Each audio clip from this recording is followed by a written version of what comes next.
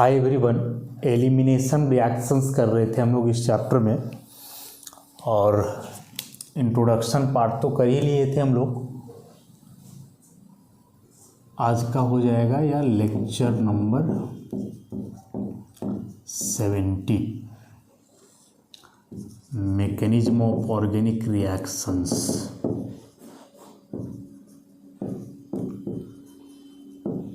Organic reactions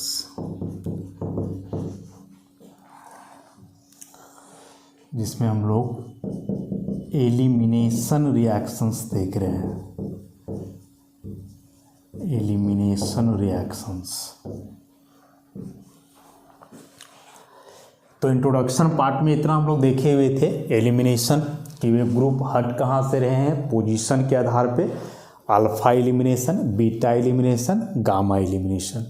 फिर beta सबसे common था। अब बीटा एलिमिनेशन में 3 तरह का मैकेनिज्म था, E1, E2, E1 CB, 3 तरह का। तीनों को हम लोग इंट्रोड्यूस कर चुके थे कि E1 में क्या बताए थे, E1 में क्या बताए थे कि E1 में पहले लिविंग ग्रुप हटेगा, उसके बाद हाइड्रोजन हटेगा। हाइड्रोजन इसको फॉलो करेगा, कार्बोकेटायन इंटरमीडिएट बनेगा। फिर E1 CB में क्या पढ़े थे, E1 CB में क्या पढ़े थे,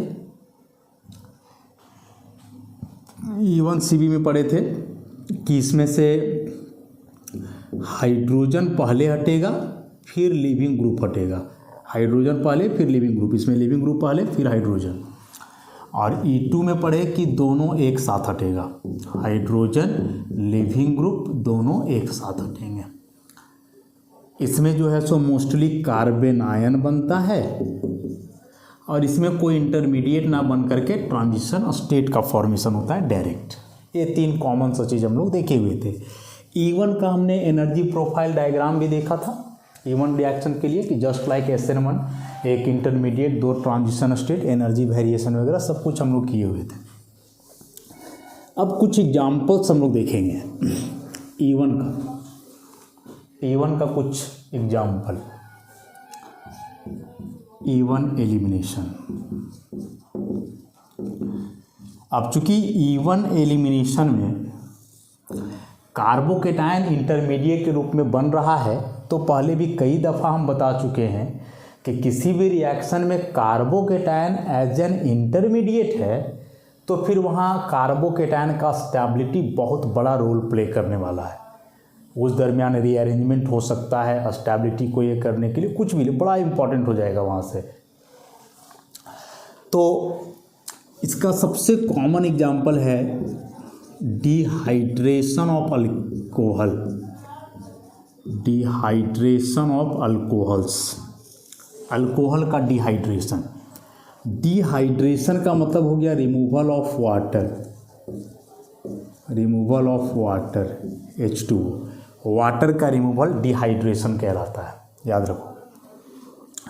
होता क्या है कि कोई अल्कोहल इस टाइप का यदि हो, सिंपली हम लोग लेके चले इथेनॉल, इथेनॉल,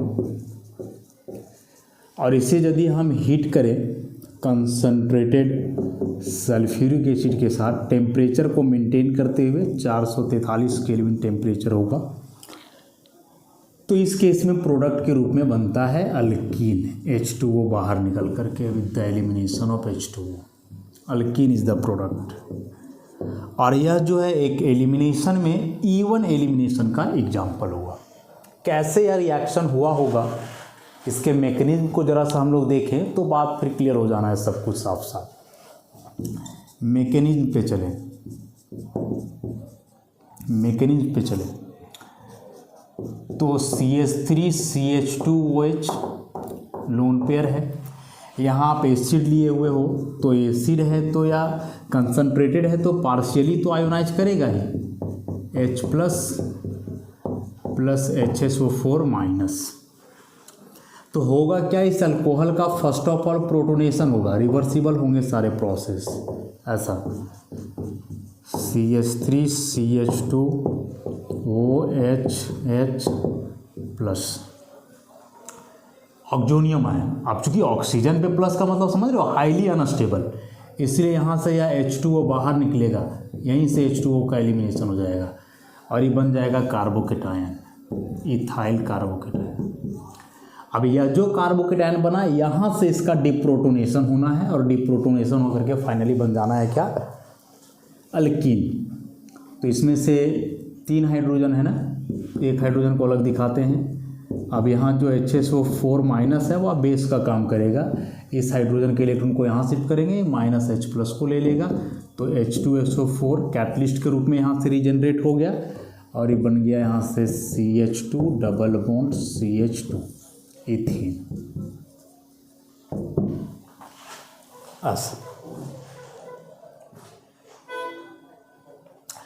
तो इसमें हम लोग जो देख पा रहे हैं कि एक तो इंटरमीडिएट के रूप में बन रहा है कार्बोकेटायन। अब यदि कार्बोकेटायन एज एन इंटरमीडिएट है तो इस बात को अच्छी तरीके से हम लोग जान रहे हैं कि मोर स्टेबल कार्बोकेटायन से जो है रिएक्शन फास्ट होगा, प्रोडक्ट का यील्ड जो है बेहतर होगा।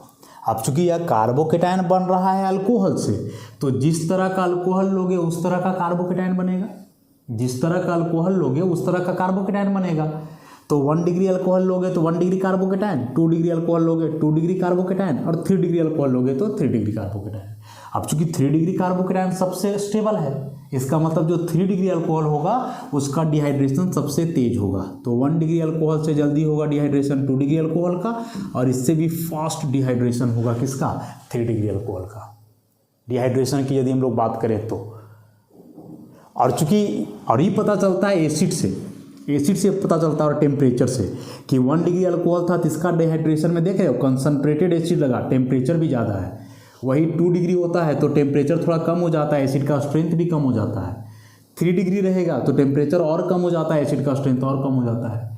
तो जैसे जैसे अल्कोहल का डिग्री बढ़ रहा है, एसिड का स्ट्रेंथ कम हो रहा है, टेम्परेचर कम हो रहा है, इसका मतलब कि रिएक्टिविटी बढ़ रहा है उसका। तो जो रिएक्शन 300 केल्विन पे हो रहा है उसके लिए 450 केल्विन हम क्यों दें, और 300 केल्विन मतलब लोअर टेम्परेचर पे कोई रिएक्शन हो रहा है, इसका मतलब कि रिएक्टिविटी उसमें हाई है सबस्ट्रेट का। सिंपल सी बात है इसमें। तो यहाँ से एक क्वेश्चन जो आ सकता है तो जरा देखोगे ध्यान से,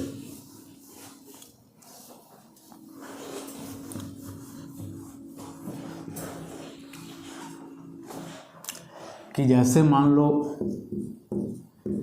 ऐसा कुछ दिया हुआ है, ठीक,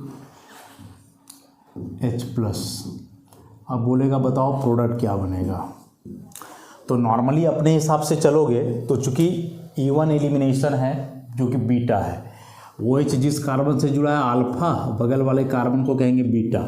तो अल्फा से तो OH हट रहा है, बीटा से H हट जाएगा, तो यहाँ से OH यहाँ से H हटा करके बीच में डबल बॉन्ड दे दोगे और प्रोडक्ट बना दोगे कुछ ऐसा, CH3 CH2 CH double bond CH2 ऐसा। लेकिन क्या सच में प्रोडक्ट यही बनने वाला है? तो ये अब हम लोग मैकेनिज्म से देखेंगे। फर्स्ट ऑफ ऑल प्रोटोनेशन करने वाले हैं हम लोग, फर्स्ट ऑफ ऑल प्रोटोनेशन करने वाले हैं, तो ये हो जाएगा CH3 CH2 CH2 CH2 OH2 पे प्लस, यहाँ से बाहर हो जाएगा -H2O, तो CH3 CH2 CH2 CH2 यहाँ आ जाएगा प्लस चार्ज। अब CH2 पे प्लस आ गया, कार्बोकेटायन बना, तो देखो यह किस तरह का कार्बोकेटायन है, तो हमें दिख रहा है प्राइमरी कार्बोकेटायन है 1 डिग्री, और हम लोग जान रहे हैं कि 1 डिग्री से ज़्यादा स्टेबल होता है 2 डिग्री। अब 2 डिग्री कार्बन इसमें है, 2 डिग्री कार्बन इसमें है, और जब 2 डिग्री कार्बन यहाँ से है तो रीअरेंजमेंट हो जाएगा, इसका जो एक हाइड्रोजन है वो शिफ्ट कर जाएगा, 1,2 मिथाइल शिफ्ट। याद करो इसे हम लोग पढ़े थे मार्कोवनी कॉप्स में जब पढ़ रहे थे, तो 1,2 मिथाइल शिफ्ट जब होगा तो जाएगा CH3 CH2 CH, अब यहाँ आ जाएगा प्लस और यहाँ हो जाएगा CH3, और अब यहाँ से जो है इसे हम कहेंगे अल्फा, बगल वाले बीटा, ये भी बीटा। अब यहाँ से 2 बीटा कार्बन है, तो इन दोनों बीटा कार्बन में से एक बार हाइड्रोजन यहाँ से भी हट सकता है, यहाँ से भी हट सकता है। यहाँ से हाइड्रोजन हटेगा तो प्रोडक्ट कुछ यूँ बनेगा, प्रोडक्ट कुछ यूँ बनेगा, यहाँ से हाइड्रोजन हट गया है, बीच में डबल बॉन्ड। और यदि यहाँ से हटता है तो CH3 CH2 CH CH2, this one is 1 butene and this is 2 butene. दो प्रोडक्ट बने। अब दोनों में से मेजर कौन होगा तो वह डिपेंड करेगा अल्कीन की स्टेबिलिटी पे। याद करो हाइपर कॉन्जुगेशन पढ़ा है हमने पीछे। यह डबल बॉन्ड है, alpha carbon 3 3 6 alpha hydrogen. E double bond है, अल्फा कार्बन बीटा से कोई मतलब नहीं है, 2 अल्फा हाइड्रोजन। अब हमने पढ़ा है कि अल्फा हाइड्रोजन का संख्या जितना अधिक होगा उतना ज़्यादा हाइपर कॉन्जुगेटिव स्ट्रक्चर्स बनेंगे और उस सिस्टम का स्टेबिलिटी भी उतना ही अधिक होगा। सो यह ज़्यादा स्टेबल होगा, और ज़्यादा स्टेबल होगा तो मेजर प्रोडक्ट हो जाएगा, और ये कम स्टेबल होगा तो माइनर प्रोडक्ट हो जाएगा। ऐसा तो इस तरह के केस यदि रहे, मतलब मोटा मोटी यही तुम्हें बात याद रखना है कि चाहे वह एडिशन हो चाहे एलिमिनेशन हो, यदि इंटरमीडिएट के रूप में कार्बोकेटायन बन रहा है, इंटरमीडिएट के रूप में कार्बोकेटायन बन रहा है, तो फिर क्या ही कहना। उस केस में हमेशा जो है रीअरेंजमेंट होने का गुंजाइश होगा। तो आप डायरेक्ट उस केस में प्रोडक्ट नहीं बनाओगे, बल्कि लिख लोगे मैकेनिज्म को, और लिखने के बाद देखोगे कि क्या वहाँ रीअरेंजमेंट की कोई पॉसिबिलिटी है। यदि रीअरेंजमेंट की पॉसिबिलिटी है तो फिर आप रीअरेंजमेंट करोगे ही, देन आप प्रोडक्ट बनाओगे। समझ रहे हो बात को। तो ये हो गया E1 एलिमिनेशन का बात। E1 एलिमिनेशन तब फेवर होगा कोई भी रिएक्शन में जब एक स्टेबल कार्बोकेटायन का फॉर्मेशन हो। हमेशा याद रखना है, E1 तब फेवर होगा जब एक स्टेबल कार्बोकेटायन का फॉर्मेशन हो।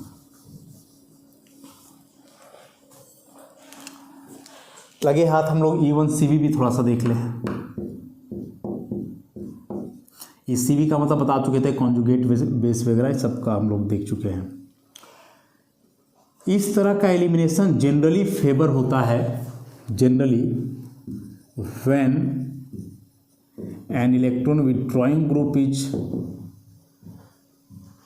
Present to stabilise the carbon ion.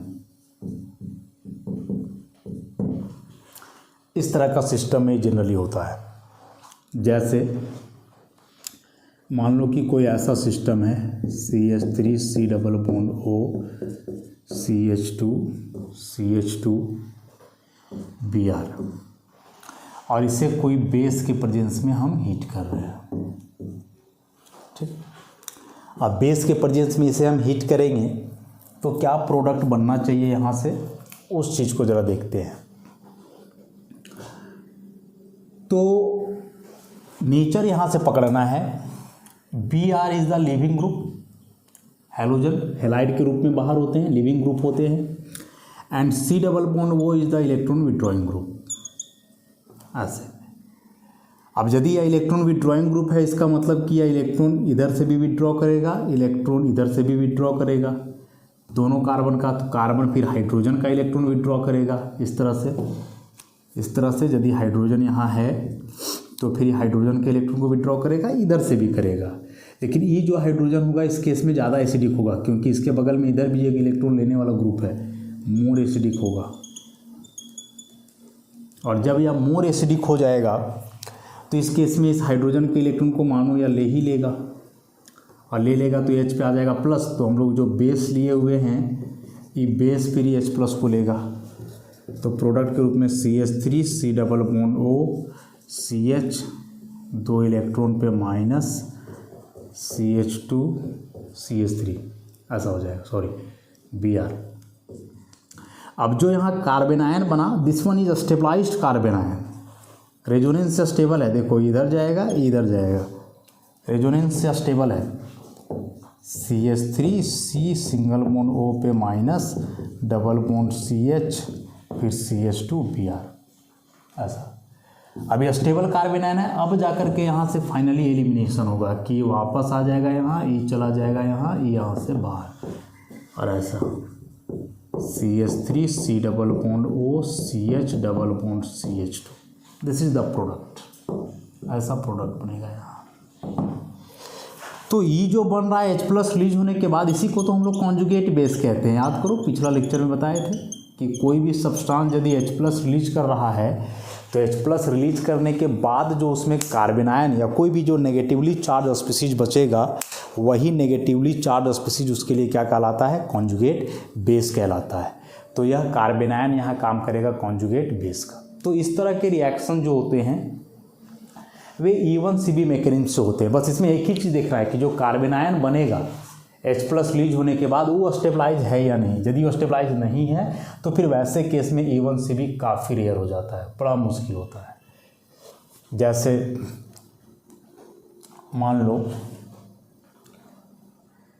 एक दो और देख लें इस कैटेगरी में।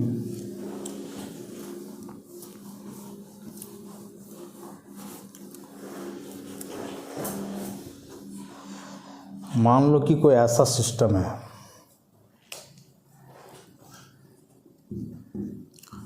कोई ऐसा सिस्टम है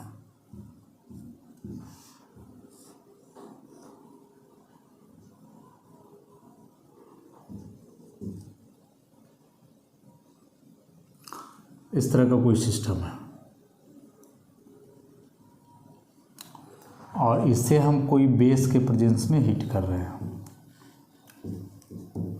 क्या प्रोडक्ट बनेगा। तो नज़र गड़ाओ सबसे पहले, ये ब्रोमीन यहाँ जुड़ा हुआ है अल्फा, ये हुए बीटा, 2 कार्बन बीटा के। अब यहाँ 2 हाइड्रोजन, इस जगह पे टोटल 3 हाइड्रोजन, ऐसे। अब इन दोनों में से ज़्यादा एसिडिक हाइड्रोजन कौन होगा, तो जिसका कॉन्जुगेट बेस ज़्यादा स्टेबल होगा। तो यदि आप यहाँ से हाइड्रोजन हटाते हो तो माइनस यहाँ आएगा, और यहाँ से हाइड्रोजन हटाओगे तो माइनस इस कार्बन पे आएगा, और यदि इस कार्बन पे माइनस आ रहा है तो बेंजीन रिंग की तरफ उसका डिलोकलाइजेशन होगा। So that's why this is more acidic. और यदि यह मोर एसिडिक है तो फिर बेस लेने से क्या हो जाएगा कि यह जो हाइड्रोजन तो लेगा ही, फिर यहाँ से हाइड्रोजन को एक्सट्रैक्ट करेगा, ऐसा ऐसे हो गया, और यहाँ 2 इलेक्ट्रॉन और माइनस, कार्बन आयन बन गया, कॉन्जुगेट बेस बन गया, कॉन्जुगेट बेस बन गया। और ये कॉन्जुगेट बेस का रेजोनेंस स्टेबलाइजेशन है, देखो इधर आएगा इधर जाएगा, रेजोनेंस हो जाएगा इसका। और बगल में फिनाइल रिंग है रेजोनेंस स्टेबलाइज के लिए, तो फिर क्या ही कहना, फिर तो कोई दिक्कत ही नहीं है। देखो ऐसा हो जाएगा, ऐसे ऐसे करके, और फिर इसमें बनेगा अलग अलग डिलोकलाइजेशन होगा। और फाइनली फिर ये 2 इलेक्ट्रॉन वापस कर देगा यहाँ, ये चला जाएगा यहाँ, यहाँ से Br बाहर, Br बाहर, तो फिर ऐसा कुछ बन जाएगा।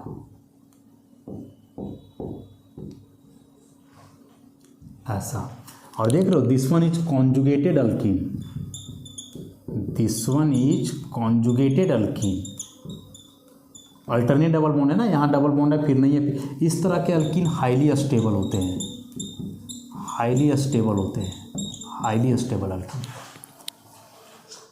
तो E1 मैकेनिज्म को पहचानना है तो हम बोले कार्बोकेटायन की स्टेबिलिटी को देखो कि उससे बनने वाले कार्बोकेटायन का स्टेबिलिटी यदि बहुत ज़्यादा है तो reaction certainly definitely E1 mechanism को फॉलो करेगा।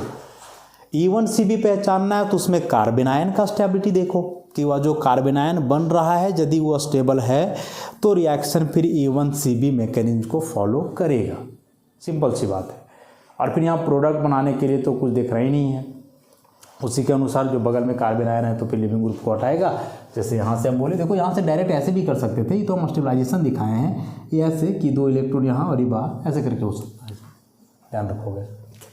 तो खैर E1 और E1CB उतने कॉमन नहीं है जितना कि E2 कॉमन है, जितना कि E2 कॉमन है। E2 रिएक्शन बहुत कॉमन है। E2 रिएक्शन डिस्कस करने से पहले थोड़ा सा हम लोग आएंगे इसमें एलिमिनेशन वर्सेस सब्स्टिट्यूशन में। इस पॉइंट को थोड़ा क्लियर कर लें, फिर E2 में जाएंगे हम लोग। तो सब्स्टिट्यूशन के लिए यदि न्यूक्लियोफिलिक है तो हमें न्यूक्लियोफाइल चाहिए होगा, एलिमिनेशन के लिए बेस चाहिए होगा, and both are negatively charge species, both are negatively charge species. तो कैसे हम लोग जानेंगे कि एक नेगेटिवली चार्ज स्पीसीज बेस का काम करेगा कि न्यूक्लियोफाइल का काम करेगा, कैसे जानेंगे? तो सबसे पहला तरीका इसका ये हुआ कि यदि वह नेगेटिवली चार्ज स्पीसीज हाइड्रोजन पे अटैक कर रहा है, हाइड्रोजन पे नज़र गड़ाए हुए है, तो वह बेस होगा, और यदि वह कार्बन पे अटैक कर रहा है, कार्बन पे नज़र गड़ाए हुए है, तो फिर वह न्यूक्लियोफाइल हो जाएगा। अब कार्बन पे अटैक करेगा कि हाइड्रोजन पे अटैक करेगा, ये कैसे पता चलेगा? ये कैसे पता चलेगा कि वह नेगेटिव चार्ज वाला स्पीसीज हाइड्रोजन को पसंद कर रहा है कि कार्बन को पसंद कर रहा है? ये हम लोग कैसे जानेंगे? तो यह फिर कई बातों पे डिपेंड करने वाला है, कई चीज़ों पे डिपेंड करेगा। एक उस सबस्ट्रेट के स्ट्रक्चर पर डिपेंड करेगा, दूसरा उस न्यूक्लियोफाइल के स्ट्रक्चर नेचर पे डिपेंड करेगा, तीसरा सॉल्वेंट पे डिपेंड करेगा, बहुत सारी चीज़ों पे डिपेंड करेगा। यहाँ नेचर ऑफ सबस्ट्रेट पे डिपेंड करेगा, सबस्ट्रेट पे डिपेंड करेगा, nature of negatively charge species पे डिपेंड करेगा, जो अटैक कर रहा है उस पे डिपेंड करेगा। नंबर थ्री क्या कहते हैं इसमें? सॉल्वेंट पे डिपेंड करेगा। नंबर 4 टेम्परेचर पे भी डिपेंड करेगा। ये कुछ फैक्टर्स हैं जो बताएंगे कि वह नेगेटिवली चार्ज स्पीसीज हाइड्रोजन को अटैक करेगा या कार्बन को अटैक करेगा, बेस का काम करेगा या न्यूक्लियोफाइल का काम करेगा। जैसे हम लोग जान रहे हैं कि यह जो OH माइनस है, OH माइनस जो होता है, ये OH minus well known nucleophile भी है। हेलोल्केन में पढ़ते हैं हम लोग कि क्लोरोमीथेन से बनाना हो मिथेनॉल तो कि वो इससे हीट कर दो उसको, और यह बेस भी है OH माइनस, ज़्यादातर तो इसको हम लोग बेस के रूप में ही जानते हैं। तो कब OH माइनस बेस का काम करेगा और कब OH माइनस न्यूक्लियोफाइल का काम करेगा? तो हम बताएं कि OH माइनस हाइड्रोजन पर अटैक करेगा तो बेस का काम करेगा, कार्बन पर अटैक करेगा तो न्यूक्लियोफाइल का। तो यही तो जानना है कि कब अटैक करेगा हाइड्रोजन पे और कब अटैक करेगा कार्बन पे, पहला प्रश्न।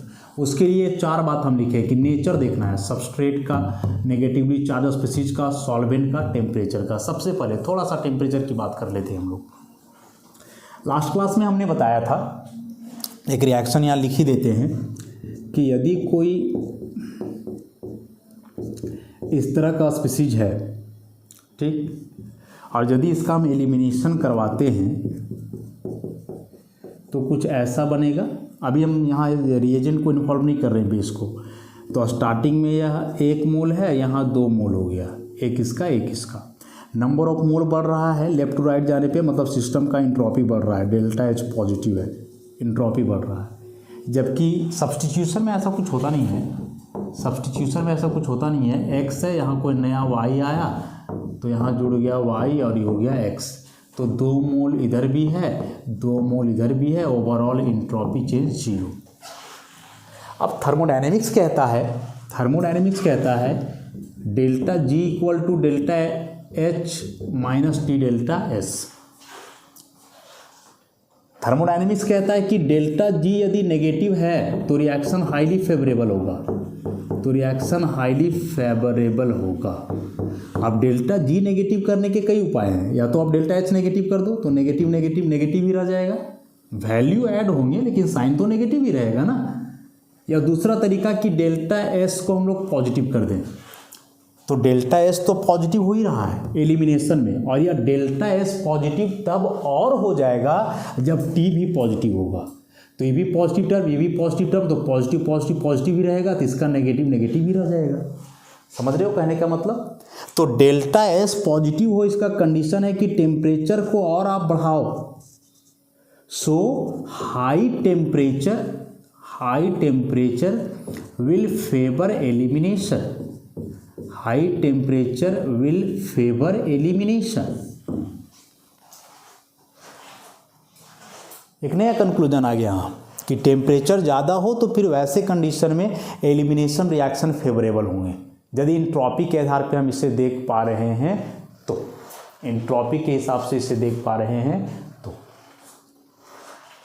सॉल्वेंट क्या प्रभाव डालेगा, सॉल्वेंट क्या प्रभाव डालेगा, तो सॉल्वेंट में दो तरह का सॉल्वेंट पढ़े थे हम लोग ना, पोलर प्रोटिक, पोलर एप्रोटिक।